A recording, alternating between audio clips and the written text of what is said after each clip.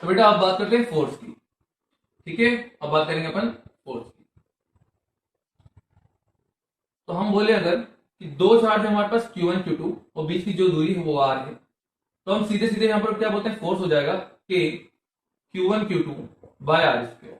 ठीक है, यहां पर जो K होता है ना बेटा, ये वाला जो K है, K क्या हो जाएगा, कुलम कुलम्स कांस्टेंट, जिसकी जो वैल्यू है वो हम लिखते हैं 1/4 पाई एप्सिलॉन नॉट, या हम बोले 9 इंटू 10⁹ ये सबको पता है अच्छे से। ठीक है, और इसका आप यूनिट क्या लिखेंगे, देखिए ये न्यूटन है, ये मीटर स्क्वायर हो जाएगा, नीचे कूलम स्क्वायर हो जाएगा। ठीक है, तो आप लिखेंगे क्या यूनिट, न्यूटन मीटर स्क्वायर पर कूलम स्क्वायर, इस तरह से इसका यूनिट हो जाएगा।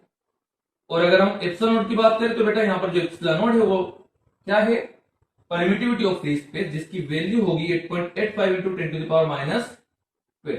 ठीक है, और इसी का उल्टा हो जाएगा, मतलब कूलम स्क्वायर पर न्यूटन मीटर स्क्वायर, इस तरह से आप लिख सकते हैं। इसका डायमेंशन जेईई में पूछ चुके हैं वो लोग। ठीक है, और भी एग्जाम में से पूछे हैं, है ना, मेडिकल में पूछा गया था। चलिए अब इसके आगे हम आगे बढ़े, तो अभी हमने बात करी यहाँ पर फोर्स की स्केलर फॉर्म की, अब इसको हम वेक्टर फॉर्म में देख लेते हैं। ध्यान रखना कि अगर मैं वेक्टर फॉर्म की बात करूं तो फोर्स 1 2 का मतलब क्या होता है, फोर्स 1 2 का, तो फोर्स 1 2 मतलब फोर्स ऑन 1 ड्यू टू 2, जो होगा वो होगा K Q1 Q2 divided by del r का स्क्वायर इंटू डेल आर के। अच्छा, ए केप होता है हमारे पास a vector by its magnitude, तो अगर मैं इसको वेक्टर फॉर्म में लिख दूं पूरा, तो ये हो जाएगा K Q1 Q2 divided bye R1 minus R2 के मैग्नीट्यूड का cube into R1 minus R2। ठीक है, बात समझ में आ रही है, ये कुछ इस तरह से रहेगा हमारे पास, ये ध्यान रखना। 1 2 में हमारे पास R1 माइनस R2 आया है ना, 1 2 यहां पर भी तो 1 2 यहां पर भी है ना, इसमें डायरेक्शन का थोड़ा सा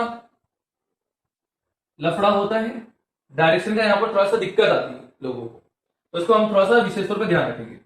यहां पर इसका मतलब क्या है, फोर्स ऑन 1 ड्यू टू 2। ठीक है, अब अगर हम आगे बात करें तो हमारे पास अब दो चार्जेस जो हैं Q1 Q2, अब अगर हम इन दोनों के बीच का मीडियम बदल दें ना बेटा, मीडियम बदल दें, मतलब इसके बीच का जो मीडियम है हमने उसमें कुछ के इंट्रोड्यूस कर दिया है। के मतलब ये जो है के, ये dielectric dielectric constant, dielectric introduce कर दिया। ठीक है, डायलेक्ट्रिक डाल दिया, तो अब क्या होगा फोर्स का, तो ध्यान रखना जो फोर्स होगा एफ डेश, याद रखना ये वाला के अलग है, ये है कूलम कांस्टेंट का, जिसको हम लिखते हैं 1/4 पाई एप्सिलॉन नॉट। ठीक है, तो डोंट बी कंफ्यूज, ये 1/4 पाई एप्सिलॉन नॉट है। और यहां पर जब हम बात करेंगे कि फोर्स क्या हो जाएगा, तो याद रखना वो F अपॉन के हो जाएगा, F बाई के। ठीक है, तो अगर हमने डायरेक्ट डाला तो फोर्स घट जाता है इस तरह से। ठीक है, ओरिजिनल वैल्यू से उसका फोर्स घट जाएगा। इसी तरह से अगर हम बात करें कि इसमें अगर हमने एक मीडियम डाला था अभी, अगर हम और मीडियम डाल दे तो क्या होगा, मतलब कुछ हम इस तरह से ले ले तो क्या होगा, ये अपना मान लो Q1 था और ये अपना Q2 है, और दोनों के बीच में डिस्टेंस मान लो कुछ होगी, है ना, और हमने यहां पर जो मीडियम डाला है उसको हमने इस तरह से डाल दिया कि ये इतने, हमने 3 मीडियम डाल दिए, समझ में आ रही बात। यहां पर जो होगा ये K1 का मीडियम हो गया, K1 डायरेक्ट, यहां पर का जो होगा वो K2, यहां पर का जो होगा वो K3 का, और यहां पर मान लो जो है इतना जो डिस्टेंस है वो R1 है, इतना R2 है और इतना R3 है। तो अब आप फोर्स कैसे लिखोगे, तो ध्यान से समझना, फोर्स हमारे पास होगा K Q1 Q2 divided bye D equivalent का स्क्वायर। सर डी इक्विवेलेंट क्या है, तो ध्यान से डी इक्विवेलेंट आप निकालोगे इससे R1 root K1 plus R2 root K2 plus R3 root K3, यह आपको डी इक्विवेलेंट दे देगा। ठीक है, मतलब आपको जो डिस्टेंस है ना, जैसे मान लो अगर इन तीनों में डायलेक्ट्रिक ना होती तो आप इसमें डिस्टेंस बोलते R1 plus R2 plus R3, मगर अभी डिस्टेंस, अभी यहां पर डायलेक्ट्रिक है तो आपने यहां पर डिस्टेंस क्या लिखी, R1 ना लिखते हुए R1 रूट K1, R2 ना लिखते हुए R2 रूट K2, इस तरह से लिखा जाता है। ठीक है, मतलब उसी की दूरी को हम रूट के से मल्टीप्लाई कर देते हैं, है ना। यहां पर भी अगर आप देखें तो वो अगर मान लो R था तो वो आर रूट के का स्क्वायर बनेगा, मतलब के नीचे आ जाएगा। बात समझ गए? तो इस तरह से आपका ये लिखोगे। अच्छा, इसमें हम थोड़ा सा और समझा देते हैं आपको कि ये जो के है ना, के मतलब डायरेक्ट कांस्टेंट वाला, ठीक है, हम इसको बता दें, ये जो के है डायरेक्ट कांस्टेंट वाला, डायरेक्ट कांस्टेंट जो ये के है, इसको हम एप्सिलॉन आर भी बोलते हैं। एप्सिलॉन आर मतलब होता है रिलेटिव परमिटिविटी, या हम उसको बोल सकते हैं epsilon m by epsilon r naught, मतलब कि फ्री स्पेस के कंपैरिजन में वो कितना है, ये होगा। तो ये किसके बराबर होता है? F vacuum, F vacuum upon में एफ मीडियम, इस तरह से आप देख सकते हैं, है ना। Epsilon m by epsilon naught is equal to F vacuum by F medium. तो आपको कई बार एफ मीडियम निकालने के बोल देता है वो, है ना। तो अगर आपको एप्सिलॉन की टर्म में दिया हो तो आप इस तरह से यूज कर लेना इस चीज को, और अगर आपको के के टर्म में दिया हो तो आप के के टर्म में यूज कर लेना, कोई दिक्कत नहीं है, ठीक है। तो आपको यहां पर से घबराने की जरूरत नहीं है। अगर आपको के दिया है या एप्सिलॉन आर दिया है, दोनों बात एक ही है। अच्छा, अगर वो आपको इसमें देगा ना, तो किस तरह से देगा, डरने वाली बात नहीं, बिल्कुल समझना ध्यान से। जिससे अगर आपको उसने एप्सिलॉन आर दे दिया तो कोई दिक्कत नहीं है, मतलब रिलेटिव परमिटिविटी बोल दे या डायरेक्ट कांस्टेंट बोल दे तो कोई दिक्कत नहीं है ना। हम फोर्स को उतने टाइम से डिवाइड मार देते हैं। मगर मान लो उसने एप्सिलॉन एम दिया है, मीडियम की परमिटिविटी की, तो आपको उसको एप्सिलॉन नॉट से डिवाइड मारना जरूरी है। बात समझ में आ रही है? चलिए, अच्छा, इसमें एक और चीज है, अगर मैं डायरेक्ट कांस्टेंट की बात करूं तो आपको वैल्यू पता होना चाहिए ना। जैसे अगर मैं वैक्यूम की बात करूं कि इन वैक्यूम, तो आपका के होता है 1, वैक्यूम के लिए के होता है 1, ठीक है। अगर हम बात करें वाटर के लिए, तो वाटर में हमारे पास के होता है 80 या 81 ले लेते हैं आप, है ना, 80 या 81, 80 या 81। अगर हम बात करें एयर के लिए, तो एयर में हमारे पास जो होता है के, वो होता है 1.0004, इस तरह से मिलता है, 1.004 होता है इसमें। तो या तो हम उसको नियरली क्या बोलते हैं 1, ठीक है। और एक लास्ट जो कि बहुत इंपॉर्टेंट है, के फॉर मेटल। तो मेटल के लिए जो के होता है बेटा, वो होता है इनफाइनाइट, ठीक है। डायरेक्ट उसका जो होता है के हो जाएगा इनफाइनाइट। अब जल्दी से इसे नोट कर लो, और अब हम आगे बढ़ते हैं इलेक्ट्रिक फील्ड के लिए। तो चलिए अब स्टार्ट करते हैं अपन इलेक्ट्रिक फील्ड।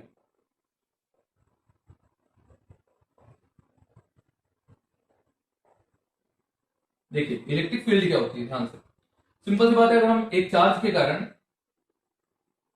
इलेक्ट्रिक फील्ड निकाल लेना चाहें, है ना, ये क्यू नोट बोल दे रहा हूं मैं इस चार्ज को, तो जो इसकी इलेक्ट्रिक फील्ड है, और यहां पर कोई 1 कूलम का चार्ज एक्सपीरियंस करने आया, ठीक है, तो यहां पर हम जो इलेक्ट्रिक फील्ड को डिफाइन करते हैं बेटा, वो क्या होता है, लिमिट, इसका अगर चार्ज मान लो क्यू है, तो क्यू टेंडिंग टू 0, ठीक है, q tending to 0 F by q, हम ये बोलते हैं।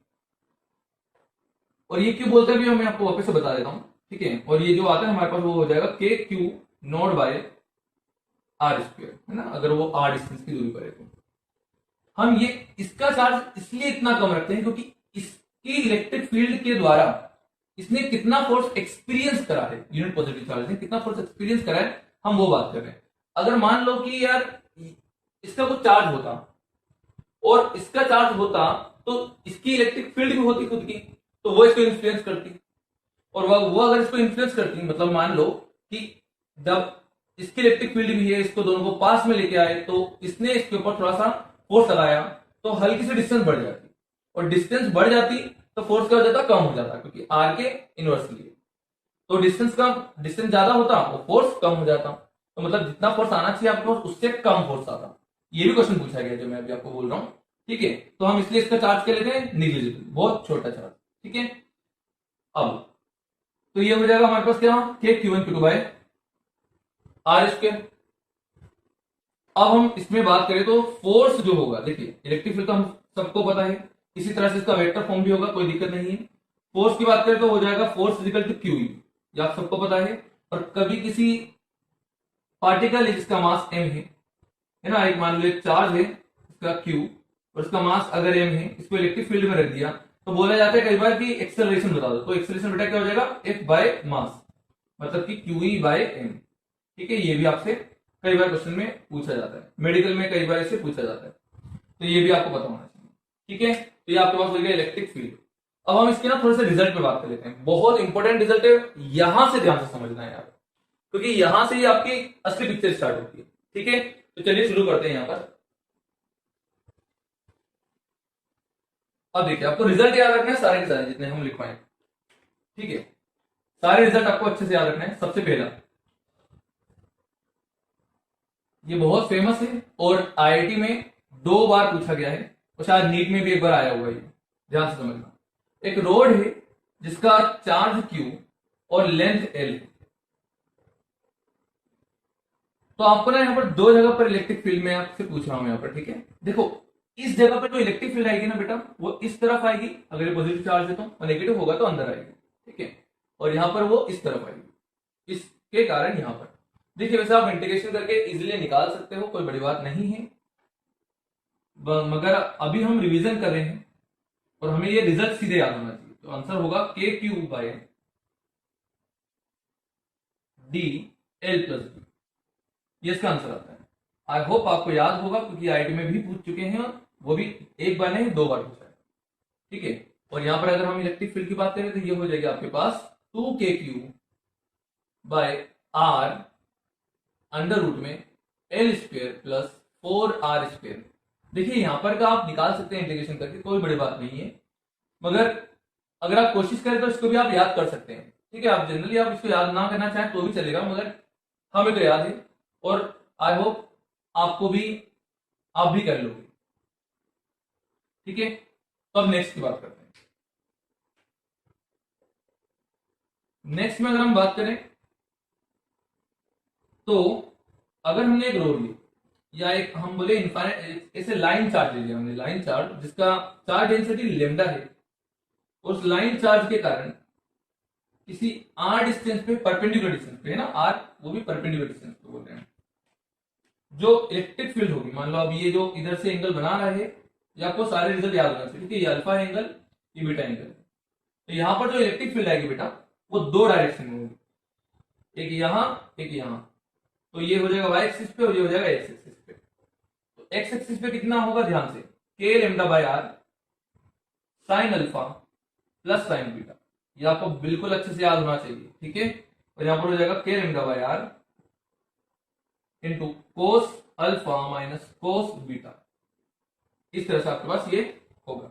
अगर हम इसके स्पेशल केस की बात करें ना, तो वो स्पेशल केस जो होते हैं वो इस तरह से बनते हैं, जैसे कि आपको वो पूछता है एक तो इनफाइनाइट लाइन चार्ज के बारे में, मतलब आपके पास अगर ये इनफाइनाइट लाइन चार्ज होती तो आपके पास जो रिजल्ट होता, तो वो रिजल्ट आपके पास क्या होगा, ध्यान से समझना। यहां पर जो रिजल्ट होगा, और ये अगर मैं सेमी इनफाइनाइट की बात करूं, सेमी इनफाइनाइट, सेमी इनफाइनाइट में यहां पर अगर आपसे पूछा जाए तो आप यहां पर बोलेंगे यहां इलेक्ट्रिक फील्ड और यहां इलेक्ट्रिक फील्ड जो होगी, ये होगा आपके पास 2k लेमडा बाय r, और यहां पर हो जाएगा k लेमडा बाय r इधर और k लेमडा बाय r इधर। मतलब अगर आपसे रिजल्ट पूछे इसका तो वो होगा √2 k लेमडा बाय r। ठीक है, आप इसमें भी सोल्व कर सकते हैं, आपके पास आंसर मिल जाएगा। ठीक, अच्छा इसी के ऊपर एक क्वेश्चन भी पूछा गया है, जिसे पूछते हैं जनरली, आपको मैं वो दे रहा हूं जिसे, है ना, आपसे क्या बोलेगा कभी कभी कि मान लो एक इनफाइनाइट लाइन चार्ज है, यहां पर इस तरह से आपको क्वेश्चन पूछेगा, जैसे कि इनफाइनाइट लाइन चार्ज है, इसको एक्स एक्सिस में ले लेते हैं। ठीक है, ये एक्स एक्सिस में इनफाइनाइट लाइन चार्ज है, और यहां पर इस पॉइंट पर इसके कारण, वायर के कारण जो इलेक्ट्रिक फील्ड है वो है E, और अब हमने क्या करा कि हमने इस वायर को टर्न कर दिया, मोड़ दिया, तो वायर कैसे दिखेगा, ऐसे दिखेगा। ठीक है, और बोला जा रहा है कि बताओ अब यहां पर इलेक्ट्रिक फील्ड क्या होगी, ई डैश, आपको पूछेगा E dash in the terms of E बताना है। ठीक है, तो वो वेक्टर में आएगा, आपको सोल्व करना है। ठीक है, ये आपके लिए हमने दे दिया, ये आपका होमवर्क है। ठीक, चलिए अब नेक्स्ट की बात करें अगर हम, तो नेक्स्ट अगर हम बात करें तो हमारे पास एक रिंग के फॉर्म के लिए होती है। एक मान लो हमारे पास ये लेमडा चार्ज है, उसने एक आर्क है, एक आर्क है जिसमें लेमडा चार्ज है, चार्ज डेंसिटी है, और उसके कारण यहां पर सेंटर में उसके सेंटर में अगर हमसे पूछा जाए कि कितनी इलेक्ट्रिक फील्ड होगी, तो ध्यान रखना, तो इलेक्ट्रिक फील्ड का डायरेक्शन उसके एंगल बाइसेक्टर की तरफ होगा और वो आंसर आएगा 2k lambda by r sine theta by 2। ठीक है बेटा, ये एंगल के अंदर है ना, 2 से 2 को मत काट देना, 2k lambda by r sine theta by 2, ये आपका आंसर हो जाएगा। अब ये आपको अच्छे से याद हो गया अगर, तो आप बड़ी सिंपली इन सब का आंसर दे देंगे कि अगर ये यहां पर पूछता, यहां पर पूछता, या फिर यहां पर पूछता, तो आंसर क्या बोलेंगे आप ध्यान से देखिए। देखिए थीटा हमारे पास इस वाले में कितना है 360, अगर आप 360 डालेंगे तो ये हो जाएगा 180, तो साइन 180 जीरो, तो इधर आ जाएगा ई जीरो। इसमें अगर ई की बात करें तो बेटा वो होगी इस तरफ, वो भी हो जाएगा 2k लेमडा बाय आर, और यहां पर की बात करें अगर हम, तो यहां पर होगा इस तरफ k लेमडा बाय आर, इस तरफ भी k लेमडा बाय आर। मतलब कि अगर हम रिजल्ट की बात करें तो रिजल्ट होगा इन दोनों के बीच से निकलते हुए इसी के एंगल बाइसेक्टर में कितना, √2k लेमडा बाय आर। आपका इस तरह से ये हो जाएगा। ठीक है, अच्छा इन दोनों में आप रिलेट भी कर सकते हो इन दोनों को, बिल्कुल सिंपल है। कैसे, देखो ये जो आपने पढ़ा ना सेमी सर्कुलर रिंग के सेंटर पे होती है 2k लेमडा बाय आर, अब ध्यान से समझना, इस इनफाइनाइट लाइन चार्ज को मैं अगर दोनों तरफ से मोड़ के सेमी सर्कुलर रिंग बना दूं तो देखो उसका आंसर भी बिल्कुल सेम है 2k लेमडा बाय आर। अगर हम इसी तरह से इस वाले को देखें तो अगर हमने इसको मोड़ना चाहा तो ये बनेगी क्वार्टर, क्योंकि ये दोनों तरफ से अगर मोड़ी थी हमने आधी आधी, है ना, तो वो बना था सेमी सर्कल। तो अगर हम इसको मोड़ेंगे ना इतना तो ये आ जाएगा क्वार्टर, तो क्वार्टर रिंग का देखो रिजल्ट बिल्कुल इससे सेम रहेगा, है ना, रिंग के इस तरफ और इस तरफ। याद रखना जैसे रिंग इधर है ना तो एंगल बाइसेक्टर उधर होगा, तो दोनों में इस तरफ और इस तरफ। याद रखना पॉजिटिव चार्ज डेंसिटी ली थी इसलिए उधर और इधर, नेगेटिव होता तो इनका अपोजिट डायरेक्शन होता, है ना, ये माइनस एक्स एक्सिस होती और ये प्लस वाई एक्सिस होता। ठीक है, चलिए अब नेक्स्ट की बात करते हैं।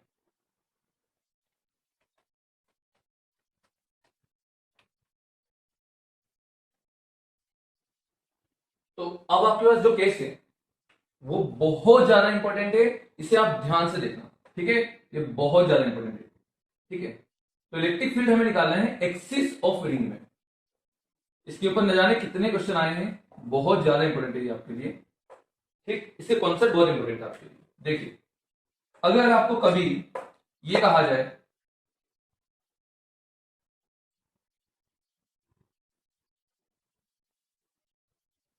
ठीक है, ये रिंग है और रिंग के एक्सिस में किसी भी एक्स डिस्टेंस की दूरी पर इस रिंग का जो चार्ज है वो क्यू है और रेडियस इसकी आर है, ये जो रेडियस है ये आर है। ठीक है, तो आपको ये बोला गया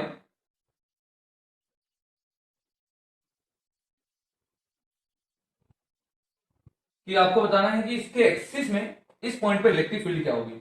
तो ध्यान से समझना, इसका आंसर आप सबको आई थिंक रटा होगा बिल्कुल, कि जो इलेक्ट्रिक फील्ड होगी इसमें वो इस डायरेक्शन में होगी। ठीक है, और अगर ये नेगेटिव चार्ज होता तो ये अंदर की तरफ होती। बहुत बढ़िया, तो ये होगी कितनी, तो हमारे पास इलेक्ट्रिक फील्ड जो होगी वो ये है k q x upon x square plus r square की पावर 3/2, ये आपका रिजल्ट होगा। अब देखना इसका रिजल्ट का मैं यूज कितना खतरनाक करूंगा, देखना आपसे। ठीक है, ये बहुत इंपॉर्टेंट है आपका। तो आपका सिलेक्टिव फील्ड होगी ये k q x upon x square plus r की पावर 3/2। अच्छा पहली बात, ये मैक्सिमम कहां पर होगी, तो ये लिखेंगे हम maximum at x is equal to r by root two. और ये होगी कितनी, देखो मैक्सिमम हो रही है किस जगह पर, x is equal to r by root two पे। ठीक है, अगर आप इसको डिफरेंशियल करके जीरो करेंगे तो आपको ये मिलेगा।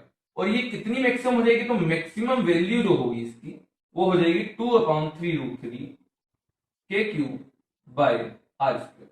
ये आपके पास आंसर होगा। ठीक है, आप कुछ भी नहीं, ये वाली वैल्यू इसमें डाल देंगे तो आपके पास मैक्सिमम वैल्यू बाहर आ जाएगी। ठीक, अगर इसका आप ग्राफ बनाना चाहें तो ग्राफ इसका इस तरह से बनेगा।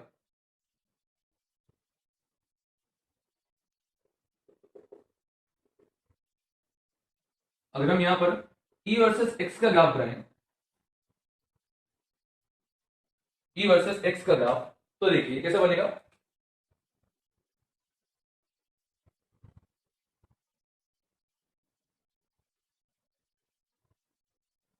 ये कुछ ग्राफ इस तरह से आएगा, ठीक है। और यहां पर ये जो पॉइंट होगा और यहां पर जो ये पॉइंट होगा, हम एक्चुअली यहां पर ये बोल देते हैं x is equal two plus minus,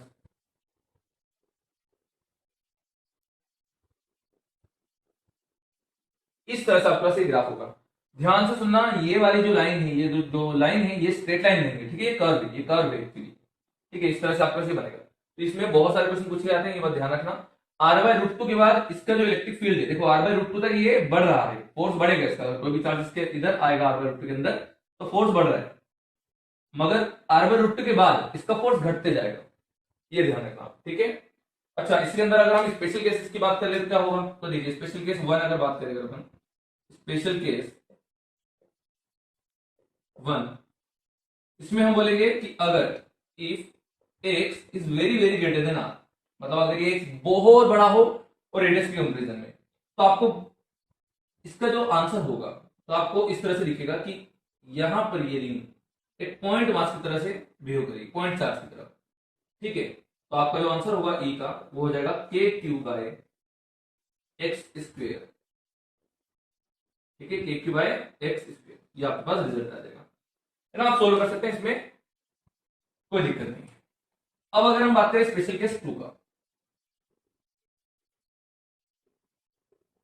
तो स्पेशल केस 2 में if x is very very less then r, ठीक है, तो ध्यान रखना इस कंडीशन में यहां पर ये एसएचएम करता है, यहां पर क्या करेगा ये एसएचएम, और कोई भी पार्टिकल अगर इस रिंग के पास लाया जाए जो कि नेगेटिवली चार्ज हो तो वो यहां पर एसएचएम करेगा। याद रखना नेगेटिव चार्ज होना जरूरी है, इसके कंपैरिजन में वो बहुत पास में है, बिल्कुल पास में। तो अगर हम यहाँ पर माइनस क्यू चार्ज रख देंगे और ये अगर हमारे पास क्यू है, ठीक है, ये हमारे पास कितना है क्यू है, तो यहां पर इसके ऊपर जो फोर्स लगेगा, क्योंकि ये प्लस क्यू है तो इसको अट्रैक्ट करेगा इस माइनस क्यू को, तो यहाँ पर फोर्स लगेगा अंदर की तरफ, है ना। और अगर यहाँ पर से यहाँ पर पीछे जाएगा तो ये उस तरफ लगेगा फोर्स, तो यहाँ पर ये क्या करेगा एसएचएम। तो एसएचएम का टाइम पीरियड भी निकाल सकते हो आप इजीली। पहले तो आप लिख दो फोर्स इक्वल टू यहाँ पर क्या हो जाएगा क्यू इंटू ई, और माइनस का क्यू है तो इस तरह से लिख देंगे माइनस क्यू ई, और आपको x is very less than r दिया हुआ है, तो आपके पास यहाँ पर ये हो जाएगा माइनस का के क्यू स्मॉल क्यू अपॉन में आर क्यू, इस तरह से इंटू एक्स, ठीक है, इस तरह से आपके पास मिल जाएगा। तो हम लोगों को ये पता है कि फोर्स अगर direct proportional to minus x हो तो ये वाला जो है टर्म ये के इक्विवेलेंट बनता है। तो अब जो के इक्विवेलेंट होगा हमारा टाइम पीरियड निकलेगा जिससे, तो हो जाएगा हमारे पास 2 का अंडर रूट में m बाई के, या हम बोले एम आर क्यूब बाई के क्यू क्यूब, इस तरह से आपके पास ये टाइम पीरियड भी बाहर आ जाएगा। तो ये ध्यान रखना है, स्पेशल केस याद आता दूसरा। तो ये आपके पास बहुत इंपॉर्टेंट है, जेई में पूछा भी गया है, नीट में भी पूछा गया, सीधे सीधे रिजल्ट भी है, इनफैक्ट ग्रेविटेशन में भी सीधे सीधे पूछा जाता है। अच्छा, अब इसकी स्पेशलिटी देखो, इसमें हम आपको कुछ बहुत अच्छी चीज बताते हैं, ध्यान से समझना। जिससे कभी आपको अगर मान लो क्वेश्चन आए कि यार एक चार्ज यहां पर है क्यू और एक चार्ज यहां पर है क्यू, और बोला ही जाए आपसे कि बताइए इन दोनों के बीच में अगर डिस्टेंस डी है, इन दोनों के बीच में अगर डिस्टेंस डी है, तो बताइए मैक्सिमम फोर्स कहां लगेगा इक्वेटोरियल पोजीशन पे। क्योंकि देखिए अगर मैं इधर की बात करूं तो ये वाला फोर्स इधर लगाएगा, ये वाला फोर्स इधर लगाएगा, तो दोनों का रिजल्टेंट ऊपर होगा, ठीक है। तो आप क्या करेंगे, आप कहीं पर एक्स या वाई डिस्टेंस पर लेंगे और इसके और इसके कारण फोर्स निकालोगे, और फिर इसको इंटीग्रेट करते हुए सोल्व करते हुए एक आंसर लाओगे ई नेट का, मतलब नेट इलेक्ट्रिक फील्ड, या हम बोले नेट फोर्स। और वो जब नेट फोर्स निकालोगे उसके बाद आपको डिफरेंशिएट करके जीरो करना होगा, क्योंकि मैक्सिमम फोर्स निकालना है। तो दोस्त इतना सब कुछ करने की जरूरत नहीं है, सिंपल सा एक कॉन्सेप्ट लगाना जो कि अभी अभी हमने यहां पर पढ़ा है। आप क्या करना, इन दोनों क्यू चार्जेस को पकड़ के एक रिंग बना दो, ठीक है, एक रिंग बना दी, और रिंग के अभी हमने पढ़ा कि एक्सिस में कहां पर होती है मैक्सिमम, बताइए कहां पर होती है मैक्सिमम। तो हम बोलेंगे x equal to r by root two पर। अच्छा, आर यहां पर क्या होगा, आर यहां पर तो आर हमारे पास डी बाई टू होगा ना, तो यहां पर आप डाल दो वैल्यू, यहां पर क्या हो जाएगा डी बाई टू, और आप सोल्व करके देख लेना, आंसर आपके पास यही आएगा। जैसे अगर मान लो कि अगर आपके पास इसी तरह से 3 चार्जेस दे दिया जाए तो क्या करें, और उसके एक्सिस में पूछा जाए आपसे तो बताइए कहां पर मैक्सिमम होगा। तो मैं आपको फिर से वही बात कहूंगा कि आप इनको पकड़ के रिंग बना दो और इस रिंग से एक्स डिस्टेंस की दूरी पर आपको बताना है कि यहां पर मैक्सिमम कहां पर होगा। तो फिर से वही चीजें, अगर आप इसमें फोर्स, अच्छा यहां पर अगर आप बोले कि इसमें इलेक्ट्रिक फील्ड क्या आएगी, तो आप यहां पर इलेक्ट्रिक फील्ड बोल देना वापस से कि अब क्यू लेना है यहां पर 2Q, क्या लेंगे यहां पर आप K2Q, KQ x upon x square plus r square, r अब यहां पर आर है डिवाइड, तो r square x square plus r square power 3/2। ठीक है, तो आपका ये का आंसर ये हो जाएगा। आप चेक भी कर सकते हो, बिल्कुल चेक कर सकते हो, आपका आंसर यही आने वाले हैं। इसमें भी अगर आप करेंगे तो बिल्कुल आप यही करना, ये क्यू है, ये क्यू है, ये क्यू है, तो आपका क्यू नेट ले लेना 3Q, और यहां पर जो रेडियस होगी आप यहां से ये रेडियस निकाल सकते हो। ठीक है, अगर आपको साइड लेंथ दी हो तो आप इस तरह से रेडियस निकाल सकते हो, और यहां पर आप लिख देना, आपका आंसर वैसे ही आ जाएगा। अब यहां पर आपको 4 चार्जेस दे, 5 दे, 6 दे, आप सब में यही कर सकते हो। बस एक बात ध्यान रखना कि चार्जेस जैसे अभी plus Q plus Q plus Q लिया है मैंने, है ना, ये यूनिफॉर्मली डिस्ट्रीब्यूटेड, जैसे प्लस क्यू, ऐसा नहीं है कि 2Q और Q है, ऐसा नहीं है अभी। ठीक है, ऐसा हुआ तो फिर आपके इसमें ये गड़बड़ हो सकती है। तो ध्यान रखना, इसी कॉन्सेप्ट में आप मतलब इसी जगह पर ही लगा सकते हो, इसी को यूज कर सकते हो, अदरवाइज ये गलत हो जाएगा। ठीक है, हमें पता होना चाहिए ना गलत कहां पर हो रहा है। ठीक है, और अगर अगर यहाँ पर मान लो सभी क्यू हो मगर एक माइनस क्यू हो तो भी गड़बड़ हो जाएगी फिर। ठीक है, फिर आपको सोल्व करना पड़ेगा असली मेथड से। ठीक है, मगर एक ये बहुत कमाल की मेथड है, आप तुरंत आंसर दे दोगे इसका। ठीक, चलिए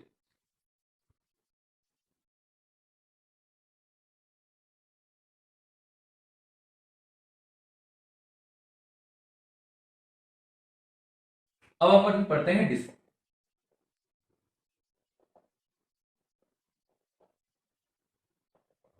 तो अब डिस्क का रिजल्ट आपको पता होना चाहिए।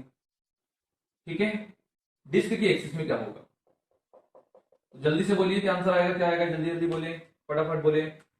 देखिए, अगर मान लो ये एक्स डिस्टेंस की दूरी पर है तो मैं तो इस तरह से बोलूंगा, आपको इस तरह से ही याद रखना आप लोग भी, कि मान लो ये एंगल अगर थीटा बना रहा है, ये अगर एंगल थीटा बना रहा है यहाँ पर, ठीक है, और इसका चार्ज डेंसिटी सिग्मा है, रेडियस आर है अगर, तो यहां पर जो इलेक्ट्रिक फील्ड होगी वो इधर होगी, और जो इलेक्ट्रिक फील्ड होगी वो होगा sigma upon 2 epsilon note, sigma upon 2 epsilon naught into 1 minus cos theta. बहुत सिंपल, 1 माइनस कोस थीटा। आप तो इस तरह से याद रखो, कोस थीटा क्या हो जाएगा बेटा, ये आर है, ये एक्स है, तो कोस थीटा आप निकाल सकते हो, एक्स अपॉन में दिस, मतलब ये हो जाएगा आपके पास sigma upon 2 epsilon naught into 1 minus x upon में अंडर रूट में एक्स स्क्वायर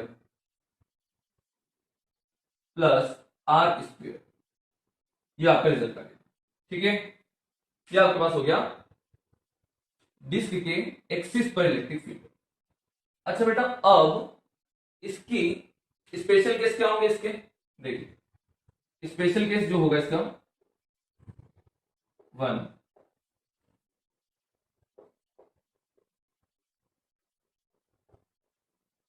ठीक है, 2 स्पेशल केस में भी है वापस से, ध्यान से सुनो।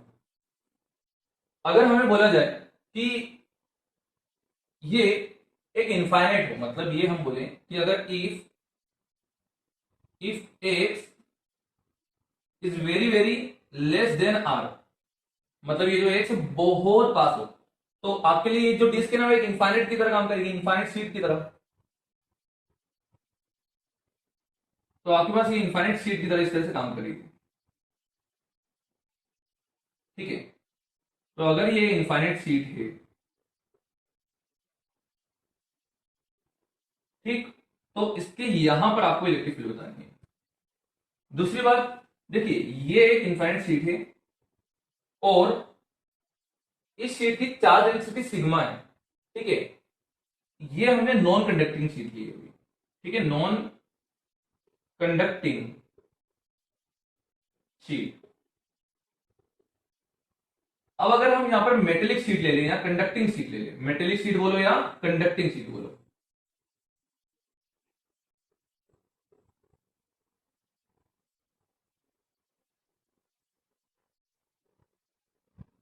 ठीक है, मेटेलिक शीट बोलो या कंडक्टिंग शीट बोलो, तो इन दोनों में अंतर क्या होता है, तो ध्यान से समझना, इसमें ये नॉन कंडक्टिंग है तो इसमें चार्ज अंदर इस तरह से रहेगा। और आपको मैंने पहले भी बता रखा है कि मेटेलिक शीट जो होती है या कंडक्टिंग शीट जो होती है उसमें चार्ज जो होता है वो आउटर सरफेस पे आ जाता है। ठीक है, तो यहाँ पर क्या हो जाएगा, सारा का सारा चार्ज आउटर सरफेस पे आ जाएगा, इस तरह से आ जाएगा। ठीक है, तो अगर अब हम बात करें इस वाले के आंसर के, तो यहां पर जो इलेक्ट्रिक फील्ड होगी वो हो जाएगी सिग्मा अपॉन 2 एप्सिलॉन नॉट। क्यों? क्योंकि अब ये बहुत पास है, इसके बहुत नजदीक है। ये दोनों ही केस कब काम करेंगे, if x is very very less than r. ठीक है, मतलब भाई साहब ये इनफाइनाइट शीट बोल रहे हैं हम, इनफाइनाइट शीट है ना दोनों में। तो ये अगर बहुत ही नजदीक हो उसके तो आपका आंसर होगा सिग्मा बाय 2 एप्सिलॉन नॉट। ठीक है, क्यों? क्योंकि यहाँ पर cos थीटा जो अपने पास थीटा है वो दोनों तरफ से क्या हो गया हमारे पास, देखिए थीटा अपने पास क्या हो गया बेटा यहाँ पर 90, तो cos 90 जीरो हो जाएगा, तो इसलिए अपने पास सिग्मा बाय 2 एप्सिलॉन नॉट। और अगर अपन इसकी बात करें तो इसका रिजल्ट क्या आ जाएगा यहाँ पर सिग्मा बाय एप्सिलॉन नॉट। बच्चों यहां पर बहुत बच्चे गलती करते हैं, जेडब्ल्यू में क्वेश्चन बहुत बार पूछा गया है ऐसे क्वेश्चन, और उन्हें समझ में नहीं आता कि कंडक्टिंग शीट का आंसर लगाना है या नॉन कंडक्टिंग शीट का। तो ध्यान से आप समझ लो, अभी कंडक्टिंग शीट मिले, मेटेलिक शीट मिले, कुछ भी बोल दिया जाए है ना, तो ये लगा देना है आपको। प्लास्टिक शीट और कुछ और बोले तो आप कुछ और लगाएंगे, ये वाला लगाएंगे। ठीक है, तो ये आपको दोनों क्लियर हो गया होगा अब तक। तो चलिए, अच्छा बेटा अगर हम इसके ग्राफ की बात करें तो, इसके ग्राफ की बात करें तो क्या होगा, तो ध्यान से समझना, क्योंकि अब ये कांस्टेंट है ना, अब ये अगर कांस्टेंट है तो इनका ग्राफ बनाएगा, तो यहां पर ग्राफ कैसे बनेगा, सिंपल सा E वर्सेस एक्स का। तो देखिए हमारे पास इलेक्ट्रिक फील्ड कोई चेंज नहीं होगी, इसलिए हमारे पास सीधे इस तरह से ग्राफ बन जाएगा। इसके ग्राफ में यहाँ पर ये वाली जो वैल्यू होगी वो होगी सिग्मा बाय 2 एप्सिलॉन नॉट, और इसके ग्राफ में होगी सिग्मा बाय एप्सिलॉन नॉट। ठीक है, अच्छा सिग्मा बाय एप्सिलॉन नॉट क्यों आया है आप सबको पता होगा, क्योंकि आपने सबने डेरिवेशन कर रखे होंगे है ना। तो हम अब आगे बढ़ते हैं। ठीक है, चलिए अब हम पढ़ लेते हैं इसके बाद स्फीयर के बारे में।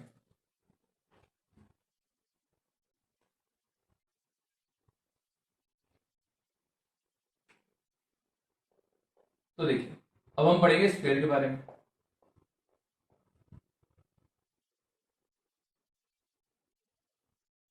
तो हमारे पास यहां पर दो केसेस में बना देता हूं। यहां पर एक होगा हमारे पास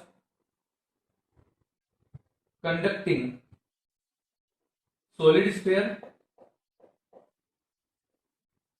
या हम बोले इसी को शेल। ठीक है, कंडक्टिंग शेल या कुछ भी शेल बोले, तो या तो शेल हो या कंडक्टिंग स्फीयर हो।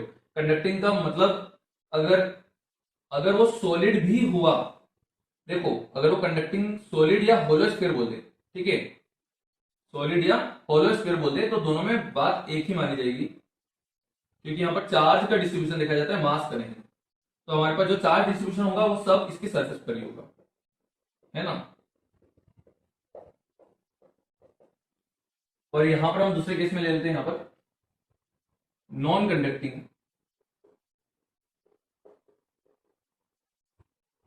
Solid sphere. जल्दी से हम इसके रिजल्ट की दोनों की बात कर लेते हैं फटाफट।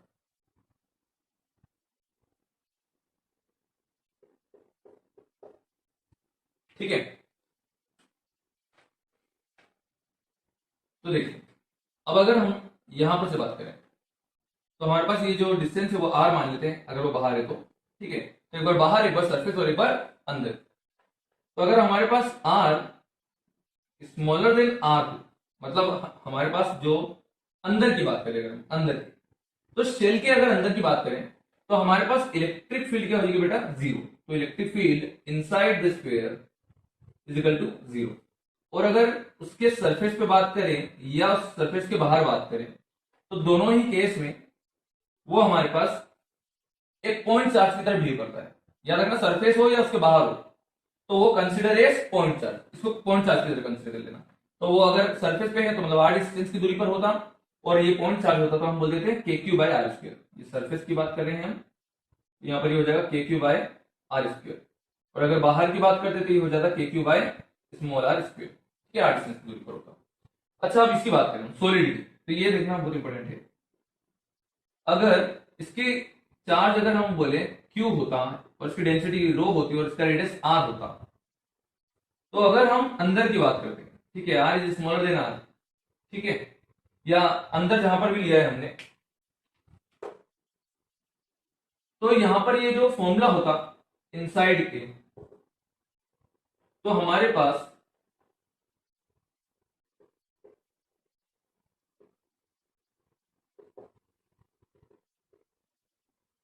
ये हो जाता k Q small are power में आर क्यू, और इसी को हम और थोड़ा सा अलग फॉर्म में चाहें तो ये इसको इस तरह से लिखा जाता है रो आर बाय 3 एप्सिलॉन, ठीक है, रो आर बाय 3 एप्सिलॉन। तो ये बहुत इंपॉर्टेंट रिजल्ट है, बाकी सब कुछ ज्यादा खास नहीं होते हैं, क्योंकि बाकी जो दो रिजल्ट हैं वो दोनों भी ऐसे ही रहेंगे, आपको अच्छे से याद हो, ठीक है। तो अगर ये हम r is equal to r बोले या r is greater than r बोले, तो इस वाले केस में क्या हो जाएगा, सरफेस में सेम के क्यू बाय आर स्क्वायर, और इसमें अगर आउटसाइड बात करें तो ये हो जाएगा k q by small r square, ठीक है। इस तरह से हमारे पास रिजल्ट होंगे। आपके पास जो दो चीजें यहां पर याद करने की, तो भाई साहब आपके पास ये है कि अंदर इलेक्ट्रिक फील्ड 0 है, और ये आपको याद भी रखना है कि कंडक्टर के अंदर ना, हम आगे वैसे पढ़ाएंगे कंडक्टर की प्रॉपर्टी, कि कंडक्टर के अंदर हमेशा इलेक्ट्रिक फील्ड 0 होती है, ठीक है, हम ये आगे जाकर समझ लेंगे। अब यहां पर अगर हम बात करें इसके ग्राफ की, तो देखो ग्राफ हमारे पास क्या होगा, जल्दी से जल्दी जल्दी फटाफट बनाए, ग्राफ क्या बनेगा जल्दी से, आपको बनाना है भाई साहब। ये हो जाएगा ई वर्सेस आर, तो इसका जो ग्राफ बनेगा, इसका ग्राफ बनेगा, अंदर था 0, मतलब यहां पर इस तरह से 0 होगा, ठीक है, और अचानक से वो सरफेस में के क्यू बाय आर स्क्वायर हुआ, उसके बाद से वो घट गया, इस तरह से इसका ग्राफ बनाया जाएगा। और यहां पर बात करें तो पहले ये आर पे डायरेक्टली प्रोपोर्शनल है, मतलब कि ये स्ट्रेट लाइन बनेगा, ठीक है, उसके बाद फिर ये घटते जाएगा।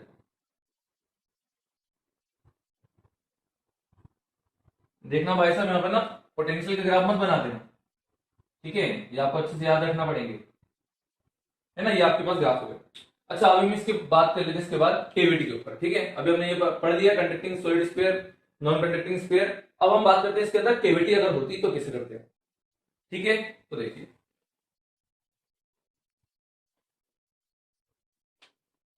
तो चलिए दोस्तों, अब अपन स्टार्ट करते हैं केविटी के बारे में। देखिए केविटी जो है ना, वो बहुत ज्यादा इंपॉर्टेंट है आईआईटी के पॉइंट ऑफ व्यू से, तो क्योंकि इसके ऊपर अगर मैं बात करूं आपसे, तो इसके ऊपर जो क्वेश्चन है जेडब्ल्यू 1997 में आया हुआ है, 2007 में पूछा गया था, 2012 में भी एक बार आया है, और एक बार 2013 और 15 में आया है, और अभी भी 2020 में फिर से आया है, ठीक है। 2020 में तो मेंस में अभी आया है, बाकी इन सब में एडवांस में आया है, और एक और कुछ साल में आया था, वो हमें याद नहीं आ रहा, सब्जेक्टिव में पूछा गया था वो क्वेश्चन, बहुत अच्छा है। और केविटी प्रॉब्लम, मतलब आपको ये डाटा देख के तो समझ में आ गया होगा कि केविटी हमारे लिए बहुत इंपॉर्टेंट हो जाती है, ठीक है। तो 2020 में भी पूछा जा चुका है, तो आपको समझ में आ गया होगा कि हमारे लिए बहुत ज्यादा इंपॉर्टेंट है। और मैं झूठ नहीं बोलूंगा, नीट में इसके ऊपर अभी तक ज्यादा क्वेश्चन इसे केविटी के ऊपर नहीं आया है, इसे 10 साल में अगर आप देखेंगे तो नहीं मिलेगा, ठीक है। और अगर क्वेश्चन पूछा भी जाएगा तो बहुत सिंपल पूछेंगे, है ना, इसमें अभी तक नहीं आया, इसका मतलब ये नहीं कि नहीं पढ़ना है, पढ़ना है, और इसमें इजी क्वेश्चन ही पूछा जाएगा अगर आएगा भी, ठीक है। तो वे स्टार्ट करते हैं। देखिए केविटी प्रॉब्लम में आपको सबसे पहली बात जो पता होना चाहिए वो ये है कि मान लो एक यहां पर सॉलिड स्फीयर में इस तरह से ये केविटी है, और केविटी का जो सेंटर है वो यहां पर है, ठीक है। तो अब मान लो कि ये O1 सेंटर है और ये वाला सेंटर O2 है, और हमें इस P पॉइंट पर इलेक्ट्रिक फील्ड बतानी है। P पॉइंट मतलब कहीं पर भी, इसके अंदर कहीं पर भी P पॉइंट हो सकता है। तो मान लो कि इस O1 से इस P पॉइंट का जो वेक्टर है वो R1 वेक्टर होगा, और यहां से इसका जो वेक्टर है O2 से वो R2 वेक्टर है, ठीक है। तो electric field at point P पर क्या होगी, ध्यान से देखना। तो इलेक्ट्रिक फील्ड एट P होगी रो R बाय 3 एप्सिलॉन, ये हम बोले O1 O2 vector by 3 epsilon,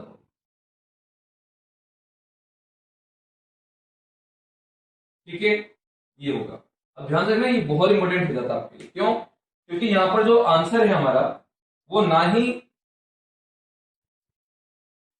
इस R1 पे डिपेंड हुआ ना ही R2 पे, वो डिपेंड कर रहा है किस पे? सिर्फ O1 O2 के वेक्टर पे, मतलब कि इन दो के बीच की दूरी पे। ठीक है, तो अगर मैं इस O1 O2 वेक्टर को नाम दे दूं R वेक्टर, ठीक है, R वेक्टर नाम देते हैं अगर हम, R vector is equal to क्या है? O1 O2 vector. ठीक है, तो हमारे पास आंसर क्या होगा? रो R बाय 3 एप्सिलॉन नॉट, रो इसकी डेंसिटी। ठीक है, तो ये बहुत फेमस है और ये बहुत बार यूज भी हुआ है, याद रखना। ठीक है, बहुत बार यूज भी हुआ है रो R बाय 3 एप्सिलॉन नॉट। अच्छा, इसमें एक थोड़ा सा अपन और अच्छे से क्लियर कर लेते हैं इसमें कॉन्सेप्ट, वो ये है कि आपने यहां पर जैसे ये बनाया एक सॉलिड स्फीयर, और मान लो इसके अंदर केविटी मिली, है ना, इसके अंदर एक ऐसी केविटी मिली, तो यार इसमें ना जो केविटी में हमने बोला ना कि पी पॉइंट कहीं पर भी हो सकता है, तो अगर वो यहां पर पूछे तो भी रो आर बाय 3 एप्सिलॉन नॉट है, यहां पूछे तो भी रो आर बाय 3 एप्सिलॉन नॉट है। याद रखना, हर जगह पर सेम रहेगा, और जो डायरेक्शन होगी वो ये होगी, लाइन जोइनिंग द सेंटर। ठीक है क्या? याद रखना, ये जो आर वेक्टर है, ये आर वेक्टर आपके पास क्या है? ये है line joining both the centre.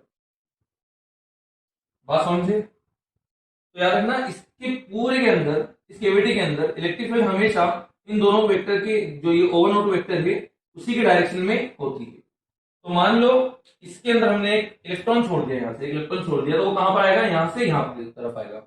ये इलेक्ट्रॉन वाला जो कॉन्सेप्ट है बेटा, ये जेईई एडवांस में पूछा जा चुका है ना, यहाँ पर से छोड़ा तो ये एडवांस में पूछा गया था एक बार, याद रखना। अभी हम करा भी देंगे। ठीक है, तो आपके पास ये आपके लिए बहुत इंपॉर्टेंट हो गया। नेक्स्ट अगर हम बात करें इसके अंदर, तो एक बार ऐसा भी पूछा गया था हम लोगों ने कि इसकी जो चार्ज डेंसिटी है वो रो है और इसकी माइनस रो है। ठीक है, ये 2013 या 15 में आया हुआ है एडवांस में। ये सेंटर दिया है O1 और ये वाला सेंटर दिया था O2, और बोला था जो ये ओवरलैपिंग एरिया है, ये भी सॉलिड है, ये भी सॉलिड स्फीयर है, और ये जो ओवरलैपिंग एरिया है, यहां पर हमने कहीं पर भी पी पॉइंट ले लिया है, पी पॉइंट। और इस वाले को अगर हम मान लो R1 वेक्टर बोल देते हैं, इस वाले को अगर हम बोल देते हैं R2 वेक्टर, तो आपको पूछा गया कि electric field at point P पे क्या होगी, तो हमारे पास आंसर क्या हो जाएगा? यहां पर ध्यान से समझो, आंसर देखना यहां पर है ना, आंसर है फिर से वही। ठीक है, वापस से क्या आ गया? रो O1 O2 vector by 3 epsilon not. ठीक है, अब ये सर हर बार यही बनता है क्या? तो देखो यहां पर अभी क्या है कि चार्ज डेंसिटी दोनों की अभी सेम है। ठीक है, तो अभी इस हिसाब से वेक्टर से ये बन चुका है, ये आंसर आ चुका है इसका। अगर आप देखें तो ये जेईई एडवांस में पूछा गया है, एक बार आप उस क्वेश्चन को कर भी लेना, है ना। हम अभी रिवीजन कर रहे हैं तो हम बस यहाँ पर इसको याद दिला रहे हैं। ठीक है, ये वाला कॉन्सेप्ट आपको भूलना नहीं है, ये वाला। ठीक है, और इसी तरह से अगर हम यहाँ पर बात करें, एक और जो पूछा गया था जेईई में,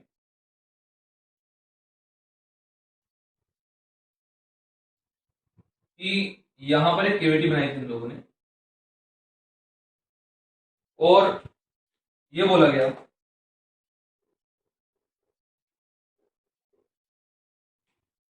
कि यहां पर एक पार्टिकल लिया हमने, इलेक्ट्रॉन या कुछ भी ऐसे करके ले लिया। ठीक है, नेगेटिव चार्ज जो भी ये माइनस। ठीक है, तो बोला ये है कि अगर इस माइनस को हम छोड़ें और यहाँ पर ये जो स्क्वायर है ये ग्रेविटी फ्री स्पेस पर रखा है, तो अगर हमने इस माइनस क्यू चार्ज को छोड़ा तो ये इस अंदर वाली इनर वॉल के अंदर कितने समय में टकराएगा? तो कुछ बच्चों ने तो सीधे सीधे ऐसा कर दिया कि सर ये तो गिर जाएगा नीचे, और यहाँ पर हमने बोला है कि ग्रेविटी नहीं है तो आपको गिराना नहीं है। ठीक है, अब यहाँ पर होगा क्या, ध्यान से सुनो। यहाँ इलेक्ट्रिक फील्ड इस तरफ होगी, ये तो आपको पता है ना, line joining both the centre. Electric field तो इस तरफ होगी, तो अगर इलेक्ट्रिक फील्ड उस तरफ है तो आपके पास ये जो चार्ज है वो इस तरफ दौड़ेगा, यहां पर आ जाएगा, और आपको ये कुछ ऐसा एंगल दिया होगा था, है ना, 37 डिग्री मान लो फॉर एग्जाम्पल। तो अब आपको ये 37 डिग्री दिया है, तो आप इसकी और इसकी मदद से ये डिस्टेंस निकाल सकते हो, और अगर ये डिस्टेंस निकल गया तो ध्यान से समझना, अब आपको टाइम चाहिए ना सिर्फ, तो डिस्टेंस निकल गया, मान लो ये डिस्टेंस आता है डी, तो ये हो जाएगा डी इज इक्वल टू कितना, हाफ ए टी स्क्वेयर, यहां से टाइम निकल जाएगा। अब ए कैसे निकालोगे, तो ए हो जाएगा आपके पास क्या, क्यू ई बाय एम, और ई क्या होगा, यहां पर हो जाएगा रो आर बाय टी एप्सिलॉन। ठीक है, ये एडवांस का एक सब्जेक्टिव वाला प्रॉब्लम है, ये पूछा गया दोस्तों। ठीक, अच्छा अब ऐसे ही कुछ और भी क्वेश्चन है जो मैं अभी आपको केवीटी में एक और बार बता रहा हूं। ठीक है, वो भी बहुत इंपॉर्टेंट रहेगा, आप जल्दी से आप पहले इसे उतार लो। ठीक है, चलिए।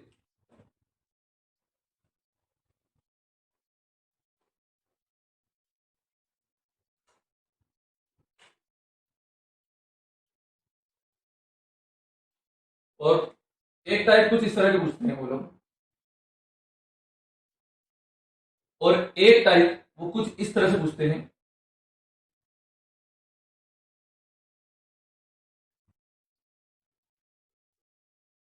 मान लो कि यहां पर एक केविटी है,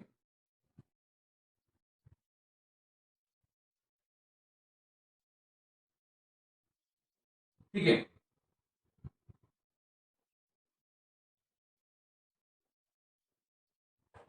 यहां पर ऐसे केविटी है, और आपसे वो बोलेगा कि यहां पर इस पी पॉइंट पर इलेक्ट्रिक फील्ड बताओ। तो करने का तरीका बता दो, क्या होगा करने का तरीका, इस, आप देखो करने का तरीका क्या है, इस पूरी सॉलिड स्फीयर के कारण यहां पर इलेक्ट्रिक फील्ड लिख दो, और इसके कारण वहां पर इलेक्ट्रिक फील्ड माइनस कर देना। बड़ा सिंपल है। ठीक है, करना क्या होता है, मान लो कि अगर ये अगर होता यहां पर, ये जो अभी केविटी है, अगर केविटी नहीं होती, ये पूरा सॉलिड स्फीयर होता, तो इस पूरे सॉलिड स्फीयर के कारण यहां पर जो इलेक्ट्रिक फील्ड होगी ना, तो वो उस तरफ होगी। तो इसके कारण, अगर इतने सॉलिड स्फीयर के कारण यहां पर इलेक्ट्रिक फील्ड जो होगी, इन दोनों को माइनस कर देना, तो आपका आंसर आ जाएगा। ठीक है, तो जैसे अगर फॉर एग्जांपल मैं यहां पर बात करूं, तो इसका अगर रेडियस, इसका जो डेंसिटी वो रो मान लो, है ना, और इसकी जो रेडियस है वो 2r मान लेते हैं। ठीक है, और ये जो डिस्टेंस है इससे सेंटर से, ये अगर यहाँ पर 5r है, तो आपको क्वेश्चन किस तरह से करना पड़ेगा, जल्दी बताइए। क्या करना है आपको, आप ये बोलेंगे कि इस पूरे सॉलिड स्फीयर के कारण, ठीक है, यहां पर 5r डिस्टेंस पर इलेक्ट्रिक फील्ड लिखिए, और इस केविटी वाले सॉलिड स्फीयर के कारण यहां पर 4r पे, क्योंकि यहां से अगर देखेंगे दूरी तो वो हो जाएगी 4r, है ना, 4r पे जो इलेक्ट्रिक फील्ड होगी, है ना, मान लो कि इसमें जो होगी इधर इलेक्ट्रिक फील्ड वो E1 है, इसमें जो होगी वो E2 है, तो आपके पास जो E नेट हो जाएगा वो हो जाएगा E1 vector minus E1 minus E2, इस तरह से लिखो। ठीक है, अब ऐसे ही आ जाएगी नेट इलेक्ट्रिक फील्ड। ठीक, बहुत इंपॉर्टेंट कॉन्सेप्ट है 2020 में, इसी पर बेस्ड, 2020 में बोल रहा हूं मैं, ठीक है, जेई 2020 में इसी पर बेस्ड क्वेश्चन आया है जे 2020 पे। ठीक है, मैं भी आपको बताने वाला हूँ, तो ये आपके पास ई नेट इस तरह से निकल जाएगा। ठीक, बहुत सिंपल है, आपको ये पता होगा, मैं ज्यादा एक्सप्लेन नहीं करता हूं इसे। जेई में 2020 में जो पूछा गया था वो ये पूछा गया कि यहां पर इलेक्ट्रिक फील्ड क्या होगी, या उन लोगों ने शायद ये पूछा था। देखिए, आपने यहां पर बता दी, आप इसके अंदर कहीं पर भी पूछा जाए तो आप बता सकते हैं क्या होगी, रो आर बाय 3 एप्सिलॉन नॉट। ठीक है, अंदर तो कहीं पर भी हो, वो तो rho r by 3 epsilon naught ही होती है। अब अगर यहां कहीं अंदर पूछे, यहां कहीं, तो आपको क्या करना होगा, इस पूरे सॉलिड स्फीयर के कारण उस जगह पर जो इलेक्ट्रिक फील्ड होगी वो क्या होगी, के क्यू आर अपॉन में आर क्यू, याद आया, वो होगी, या फिर आप उसको रो आर बाय 3 एप्सिलॉन नॉट भी लिख सकते हो। ठीक है, तो यहां पर आप उसके कारण निकालना, और इस स्फीयर के कारण इस जगह पर ये आउटर हो जाएगा, और इसके कारण वहां पर जो आएगी उसको माइनस कर देना। ठीक है, तो ऐसे क्वेश्चन इस तरह से बन जाएंगे। जेई 2020 में जो अभी क्वेश्चन पूछा गया था वो कुछ इस तरह से था कि इन लोगों ने रेशियो पूछा था इस बार। अब देखिए, ये इतना सिंपल बन चुका है आप लोगों के लिए कि इस पे जो क्वेश्चन पूछा गया वो रेशियो के हिसाब से पूछा जाएगा। इन्होंने बोला था कि यहां पर भी इलेक्ट्रिक फील्ड बताइए, मतलब यहां पर और यहां पर, इन दोनों जगह पर आपको जैसे ए और ई बी दे दिया, तो पूछा गया मान लो ई ए बाय ई बी, आपको इस तरह से पूछा था। ठीक है, ये मतलब सॉलिड स्फीयर था और ये अपनी केविटी। ठीक है, तो ये आपको करना वही है कि इस पूरे के कारण यहाँ पर जो इलेक्ट्रिक फील्ड होगी इसके कारण यहाँ पर माइनस कर देना, तो ये आ जाएगा बाहर। ईबी में आप सिंपल सी बात क्या करेंगे, इस पूरे के कारण इधर 0 होगा और इस केविटी वाले के कारण यहां पर कुछ होगा। ठीक है, तो केविटी के कारण जो भी यहां पर होगा वही माना जाएगा ईबी। ठीक है, तो आप ये करना, बहुत सिंपल है, कोई बड़ी बात नहीं। ठीक है, चलिए, अगर आपने लिख लिया हो तो इसे रफ कर देते हैं। ठीक है,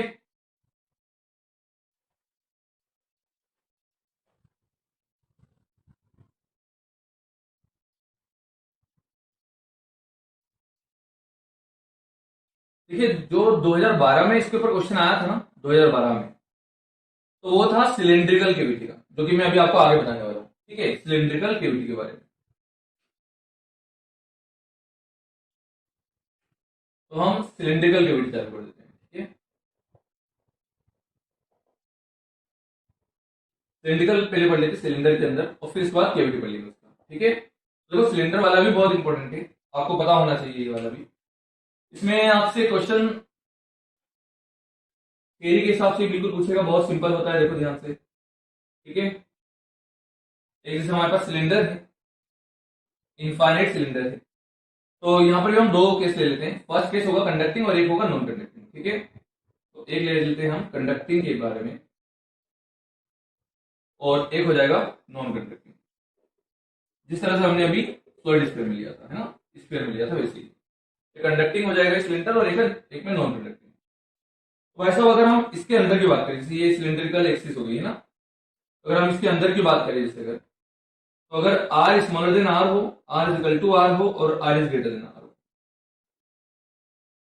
सेम केस फॉर इसके लिए भी होगा।